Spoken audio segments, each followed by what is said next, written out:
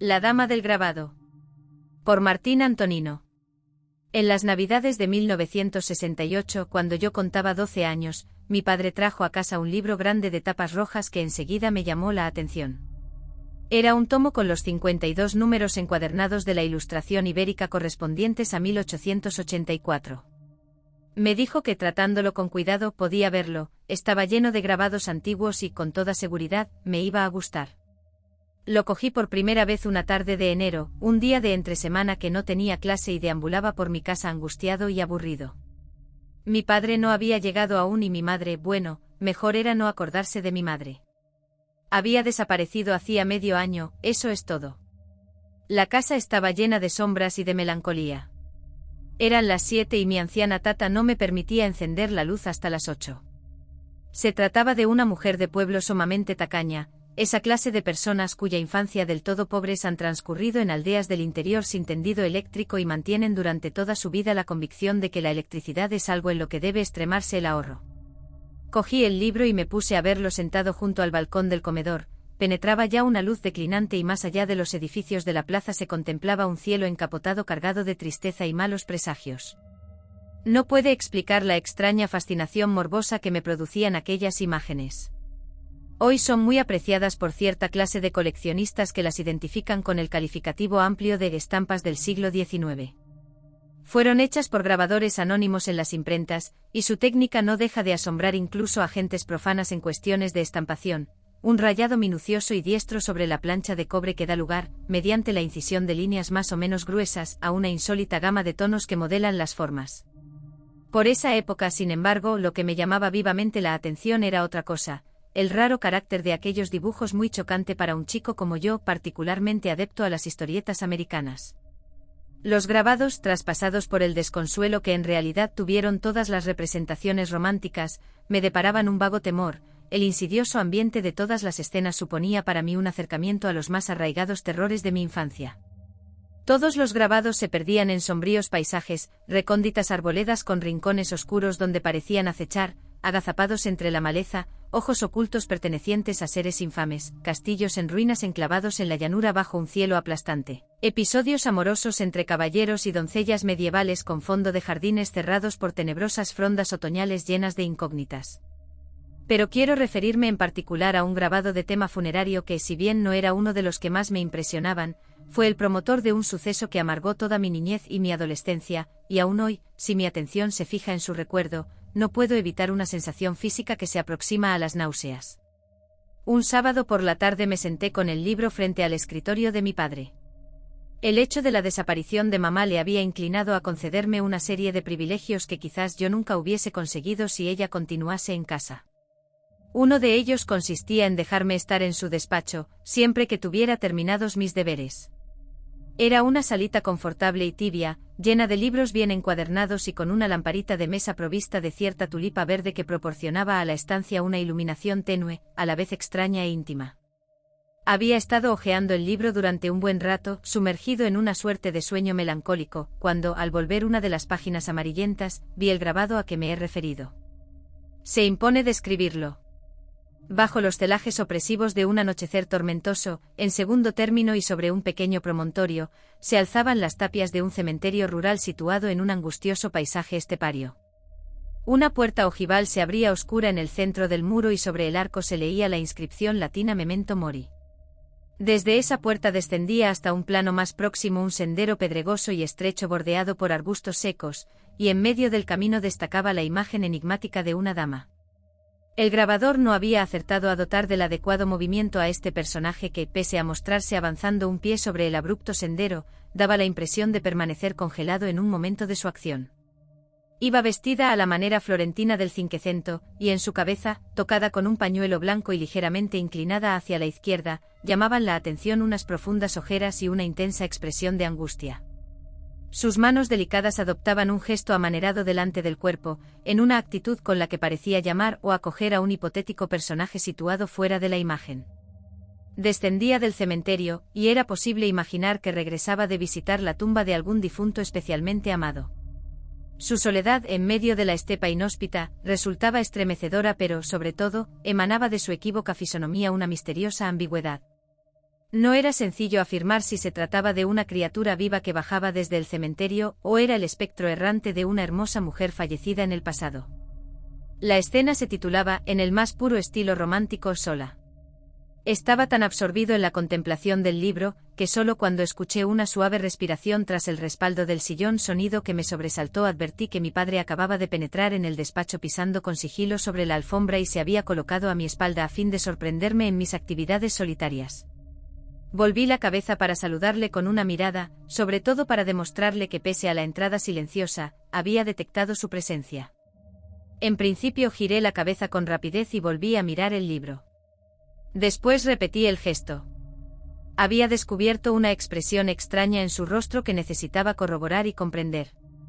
Permanecía absorto con la mirada fija sobre el grabado, y en las arrugas de su frente se perfilaba una sombra de espanto y sorpresa. Se demoró hipnotizado por la imagen durante un tiempo que en el silencio del despacho me pareció eterno. Luego, absolutamente sumergido en sí mismo, comenzó a pasear de un extremo al otro de la estancia, sin pronunciar una sola palabra.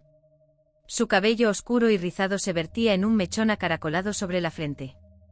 Era enjuto y de movimientos nerviosos.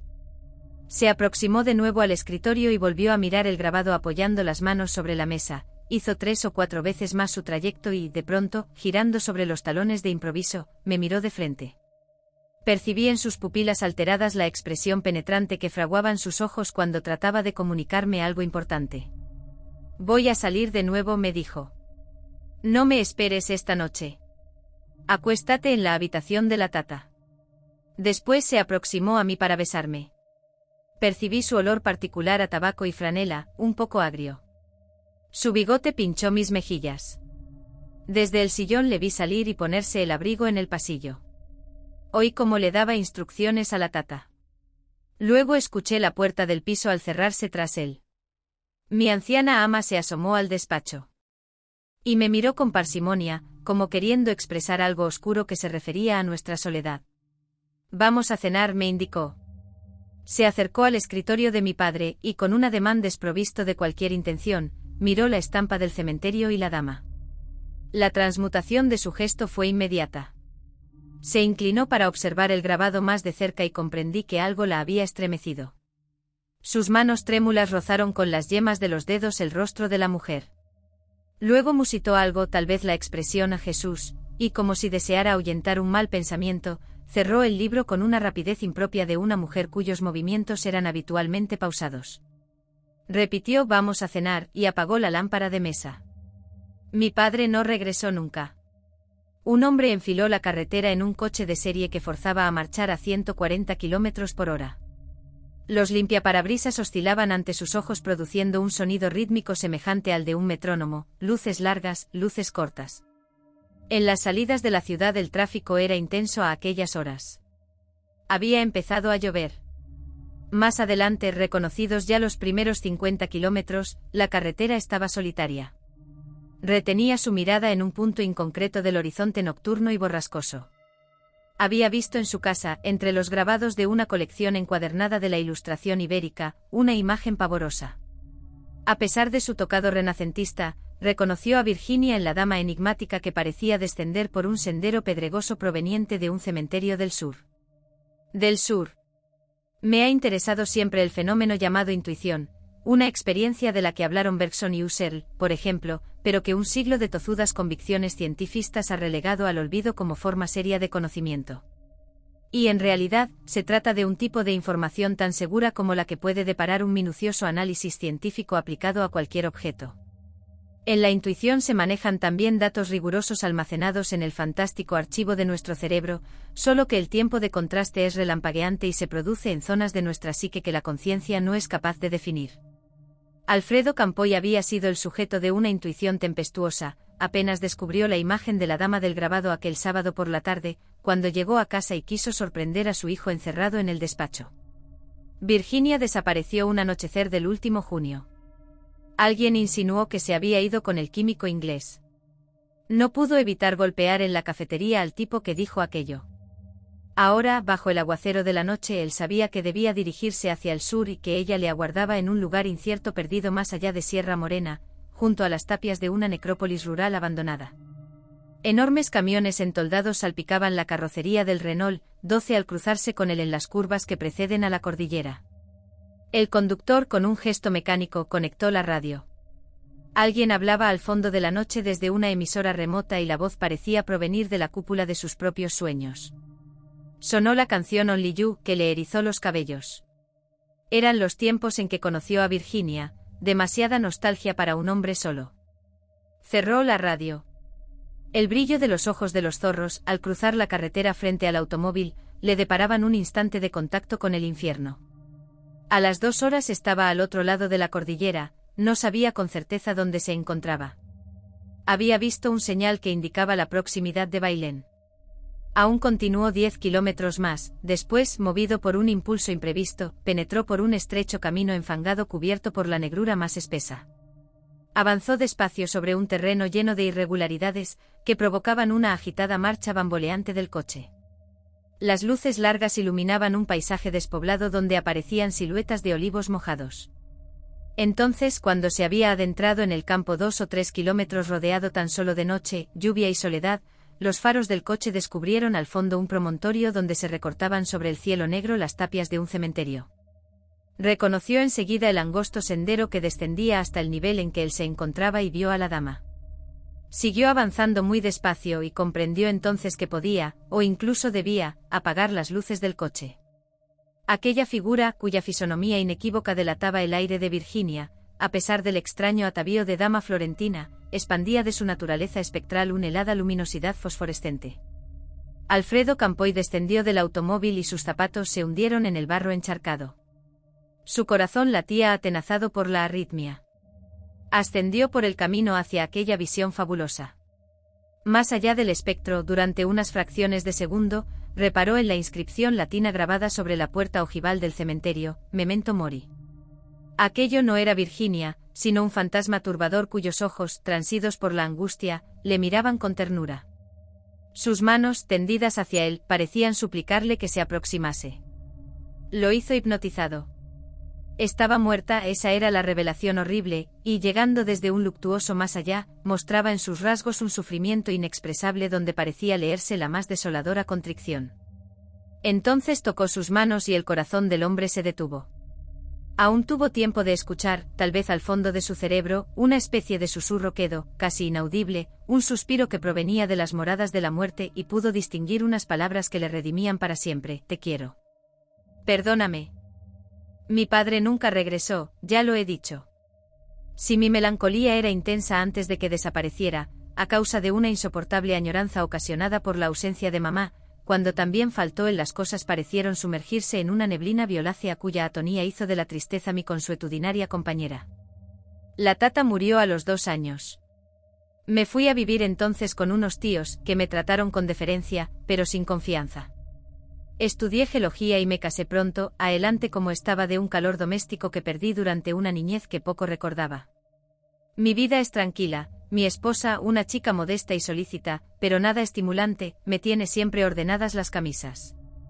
A veces me sitúo frente a un planisferio y, clavando mi mirada sobre zonas lejanas del planeta, sueño con viajes peligrosos que jamás llevaré a cabo. Heredé la biblioteca de mi padre y su mesa de despacho. El resto se lo apropiaron mis tíos. Desde la noche en que él desapareció no había vuelto a abrir el libro de las tapas rojas que contenía un año completo de la Ilustración ibérica. A partir de aquel día negro lo miré siempre como algo detestable y maldito, un volumen que sugería cobijar entre sus páginas algo infernal y rechazante. Hace una semana, una tarde en que mi mujer había salido y yo me encontraba solo en casa, atravesando unas horas vacías y opresivas, saqué el libro de anaquel donde permanecía no sé cuánto tiempo. Lo cogí con gusto. Hojear sus páginas suponía, en cierto modo, regresar a infancia, una época que siempre se evoca con un sentimiento confortable, aunque haya sido penosa. Busqué enseguida el grabado que desencadenó, estoy seguro, la marcha precipitada de mi padre y su misteriosa desaparición. No pude asegurar que me sorprendiese, más bien pensé que mi memoria me traicionaba, otra casa hubiera sido quimérica. La imagen seguía allí después de tantos años y a primera vista, parecía la misma, el paisaje siniestro, las tapias del cementerio y la inscripción Memento Mori sobre la puerta tenebrosa. La dama renacentista permanecía detenida en el camino, con su aire equívoco que impedía dilucidar si se trataba de un personaje vivo o de un espectro que regresaba de ultratumba. Sin embargo, quizá la memoria me confundía en 3 detalles desorientadores. Ahora el ambiente era nocturno, francamente noche cerrada, llovía y el sendero estaba embarrado. No tenía la seguridad de que fuese así antes. Y lo más extraño, a los pies de la dama, caído de bruces sobre el lodo, se veía a un hombre cuyo rostro, dada su posición, no era reconocible. Su vestimenta era moderna, yo diría que muy actual, y parecía haberse derrumbado a los pies de la mujer presa, quizá, del pánico. Solo sentí un profundo escalofrío cuando leí el pie del grabado. Recordaba perfectamente que el texto antiguo era sola. Ahora había escrita otra cosa que me dejó el ánimo en suspenso: te quiero. Perdóname. He perdido por completo el apetito.